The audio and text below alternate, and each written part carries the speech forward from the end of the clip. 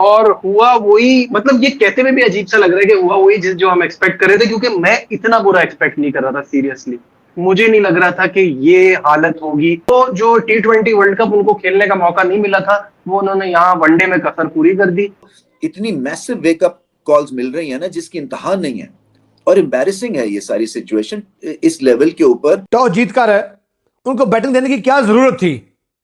हमने कितने target change कर लिए पहले कि हम टॉस देकर इस कंडीशन और इस पोजीशन में आ गए थे कि हम पहले बॉलिंग कर दे। एक आउट था, एक भी नहीं आउट था। जब मैं घर पहुंचा 5 आउट हो गए थे, मतलब मेरे घर के फासले के अंदर 5 आउट हो गए। मैंने बैठ के देखा हुआ क्या है, तो वही bouncer short of length ball, उसकी बॉलिंग देख रहा था। 144 144 पे गेंद कर रहा था, गेंद पड़ के जा रहा था। और वो जिस तरह रिजवान को वो बोल रहे हैं, बिल्कुल सही कह रहे हैं। आप ऑस्ट्रेलिया में भी वही आउट हो रहे हैं और आप बांग्लादेश में भी आउट हो रहे हैं। मैं तो कहता हूँ आप उसको भी आप ड्रॉप करें। आपके सीनियर 8 सीनियर प्लेयर हैं, कह ये रहे हैं कि हम सिर्फ यंगस्टर्स लेके गए हैं, तो ये यंगस्टर्स का बहाना ना लगाएं। वो जो 8 सीनियर प्लेयर हैं जिसमें शाहीन अफरीदी खुद है, रिजवान है, फहीम अशरफ है, राइट, आपके सलमान अली आगा है, राइट, आपके अबरार अहमद है, आपके हारिस रऊफ है, राइट। तो ये सारे प्लेयर आपके सीनियर प्लेयर है ना। साहिबजादा फरहान को भी काफी देर हो गई खेलते हुए, ठीक है, वो यहाँ वनडे उनका पहला था, लेकिन आपके 2-3 ही यंगस्टर हैं। तो इवेंचुअली आपकी सारी बड़ी टीम खेल रही है एक आधे को छोड़ के, जो कि बांग्लादेशी क्राउड आवाज लगा रहा था कि यार इनको एक और बारी दे दो, ये तो 14 ओवर में आउट हो गए।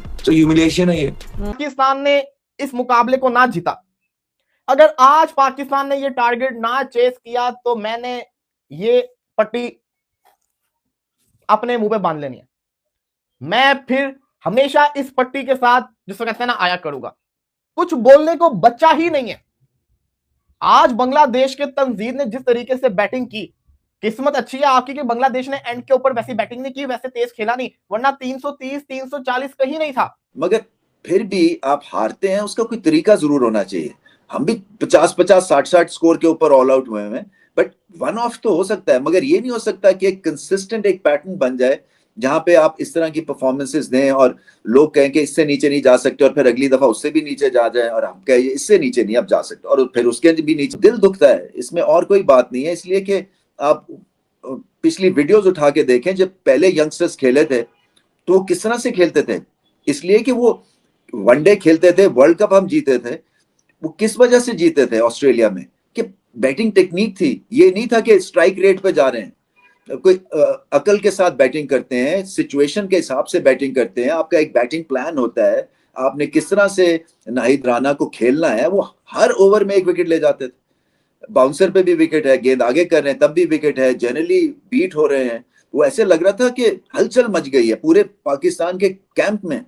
पाकिस्तान टीम का प्रॉब्लम ये है कि चाहे हमारे यंगस्टर हो, चाहे हमारी मेन टीम हो, चाहे आप इसको BC टीम भी कह सकते हैं, बच्चे खेल रहे हैं जाहिर है, लेकिन गेम अवेयरनेस किसी को भी नहीं है। किस जगह पे किस तरह से खेलना है, किस सिचुएशन में जाके क्या करना है, उससे हम बिल्कुल नावाकिफ हैं। नंबर 4, नंबर 5, नंबर 6, नंबर 7 और नंबर 8 का नहीं बोलूंगा, नंबर 7 के जो बैटर है 4, 5, 6, 7, इन्होंने क्या कर लिया? क्या इन्हें नहीं पता था कि कंडीशन क्या है, किस तरह टैकल करना है? एक बच्चे, मतलब बच्चा तो नहीं बोलूंगा, मुझे पसंद है भाई, 148 की पेस से भगा दिया उसने। नाहिद राना सब बैकफुट पे खेल लेते उसको, सब बैकफुट पे खेल लेते, तो उसने तमाचा मारा कि मत लो मुझे PSL में। देखो oldest trick in the playbook ना, पाकिस्तान के खिलाफ पाकिस्तानी बल्लेबाज भाग जाते हैं। नहीं भागते नहीं थे, आप भाग रहे हैं। नहीं, अभी की ही बात कर रहा हूँ, ये जो सारी बातें, ये प्लीज, ये 90s और 2000 वाले भगाए थे ना नजीब। हाँ, जो टेस्ट मैच में भगाया था, जब 2-0 से जीत के गए थे, व्हाइट वॉश करा था बांग्लादेश ने, जब से ये कहानी चल रही है, वहां पे तो हमारे सुपरस्टार भी थे, वो भी भाग के आउट हो गए थे। आप तो क्रिकेट को सही रन नहीं कर रहे माजरत के साथ। T20 अभी चल रही है ना, मैं तो देख ही नहीं रहा, इसलिए उसका कोई फायदा नहीं है। कोई लड़का वहां पे कुछ कर ले, क्या होगा उसका? कुछ नहीं होगा। आ रहा है वनडे। जय हिंद दोस्तों, नमस्कार दोस्तों। पाकिस्तान और बांग्लादेश की वनडे सीरीज का मैच था। इस मैच में पाकिस्तान की बांग्लादेश से हार पर पाकिस्तान में मातम का माहौल है। पाकिस्तानी कह रहे हैं कि अब पाकिस्तान को बांग्लादेश जैसी टीम भी हरा देती है, यानी क्रिकेट में भी पाकिस्तान डिफॉल्ट हो चुका है। अब पाकिस्तानियों को क्रिकेट छोड़कर भीख मांगने का खेल देखना चाहिए, क्योंकि पाकि भीख मांगने में में सबसे आगे हैं। IMF हो या वर्ल्ड बैंक, चाइना हो या सऊदी, किस तरह भीख मांगनी है ये पाकियों को सबसे ज्यादा पता। सनराइजर हैदराबाद की मालकिन काव्या मारन ने दी 100 लीग, जो यूके की लीग है, उसमें एक पाकिस्तानी स्पिनर को 2.5 करोड़ रुपए में खरीद लिया है। अगर खरीदना था तो किसी गोरे को खरीद लेती। क्या काव्या मारन को ये नहीं पता है कि भारत और पाकिस्तान के रिलेशन कैसे हैं? क्या काव्या को पाकिस्तान भारत का एक मित्र मुल्क लगता है, जो भारत में किसी भी आतंकी हमले और इंसर्जेंसी को सपोर्ट नहीं करता है और भारत को तोड़ने के सपने नहीं देखता है? तभी तो काव्या ने एक पाकिस्तानी को खरीदा है। ये काव्या मारन जैसे अमीर लोग भारत से पैसा कमाते हैं और भारत के लोगों की भावनाओं के साथ खेलते हैं। अब भारत की जनता को ही ऐसे अमीरों को सबक सिखाना पड़ेगा, ये तभी जाकर लाइन पर आएंगे। आपने अच्छी बॉलिंग नहीं की, बांग्लादेश ने गंदी बैटिंग की है आखिरी 10 ओवर के अंदर। अगर वो कोशिश करते, उनके पास विकेट थी, वो 320 330 कर सकते थे। लेकिन पाकिस्तान की टीम, पाकिस्तान का टैलेंट आफरीन है भाई साहब, आफरीन है। मैं वो लड़के को देख रहा था, साद मसूद लड़का, कैसा बॉलर है वो। ये आप इस टीम का हाल देखें, ये जानबूझ के साद मसूद को लेकर आए ताकि साद मसूद परफॉर्म ना करे और वापस शादाब खान की एंट्री हो जाए। ये अच्छे बॉलर को मौका देते ही नहीं, अच्छे ऑलराउंडर को मौका देते ही नहीं। क्यों नहीं देते? क्योंकि इनको पता है कि अगर वो आ गया तो जगह नहीं बनेगी। जैसे कि सुफियान मुकीम अच्छा था, इन्होंने किस तरीके से उसको बाहर किया। आज मुझे लगता है कि भाई साहब पाकिस्तान की जो टीम है ये टारगेट चेस करती हुई दिखाई नहीं दे रही। मैं आपको जनरल बता रहा हूं, देखिए ये टारगेट कोई आसान नहीं होगा पाकिस्तान के लिए। पाकिस्तान को बहुत अच्छी क्रिकेट खेलनी पड़ेगी, बहुत जिसको कहते हैं ना हाई क्वालिटी क्रिकेट खेलनी पड़ेगी। पाकिस्तान को ये टारगेट चेस करना होगा, जिसके अंदर साहिबजादा फरहान, मोहम्मद रिजवान का एक बहुत बड़ा रोल होगा।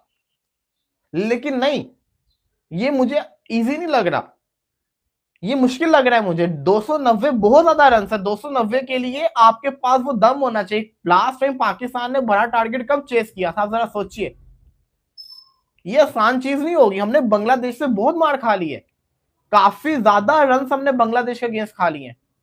वो तंजीद लड़का जो था, दूसरा ओवर हारिस रऊफ करने आया है, हारिस रऊफ को उसने उस ओवर के अंदर रच रख के पेला है। आप ये अंदाजा लगाएं, मुझे एक चीज बता दीजिए, बस एक चीज का जवाब दे दीजिए कि आगे 2027 के अंदर ओडीआई वर्ल्ड कप है। वर्ल्ड कप होगा आपका साउथ अफ्रीका के अंदर, जहां पे फास्ट बॉलर्स को मदद मिलती है। आपके पास नए बॉल के बॉलर्स कौन से हैं? न्यू बॉल के बॉलर्स आपके पास कौन से हैं जो स्विंग भी करें, जो नए बॉल से विकेट्स भी निकालें? दुनिया के पास कौन कौन से बॉलर्स हैं और आपके पास कौन से बॉलर्स हैं? ये मौके आप लोग के पास कि आप लोग टीम बनाएं, बिल्कुल बनाएं, मौका दें। लेकिन आपके पास आगे सीरीज कौन सी है? 6 महीने बाद जाके आपकी ओडीआई सीरीज आएगी। और सबसे इंपॉर्टेंट चीज ये है कि जब आपके पास मिनिमम नंबर ऑफ मैचेस हो तो आप इतने एक्सपेरिमेंट्स नहीं कर सकते। अब जो बल्लेबाजी की है, तंजीद ने अच्छा खेला, बाकी जितने भी बांग्लादेश के लड़के थे सारे स्लो खेल के गए। लितुंदाज हो गया, सैफ हसन हो गया, ये उन्होंने तेज खेला होता, इनका स्कोर काफी ज्यादा होता। अब ये अगर पाकिस्तान चेस कर जाता है तो सुपर्ब है, लेकिन तब भी मैं खुश नहीं होगा। मैंने फैसला किया है, चाहे जो मर्जी मुझे जैसे मर्जी बोलता रहे, जब तक आकिब जावेद पाकिस्तानी क्रिकेट से डिजाइन नहीं करेंगे तब तक, जिसको कहते हैं ना, मुझे सुकून नहीं मिलेगा, मुझे सुकून नहीं मिलेगा। यार थोड़ी तो अकाउंटेबिलिटी होनी चाहिए। आप वर्ल्ड कप हारे, आप इस चीज को मान ही नहीं रहे कि हमने वर्ल्ड कप में बहुत बुरी परफॉर्मेंस करके दिखाई है। आप ये कह रहे हैं कि बस हम तो जिसको कहते हैं ना एक ही मैच हारे हैं, हम सेमीफाइनल हमें खेलना चाहिए था। 2024 में सर्जरी होनी थी, चलो एटलीस्ट किसी ने बोला तो था ना सर्जरी होगी। 2026 में तो ये भी नहीं बोला जा रहा।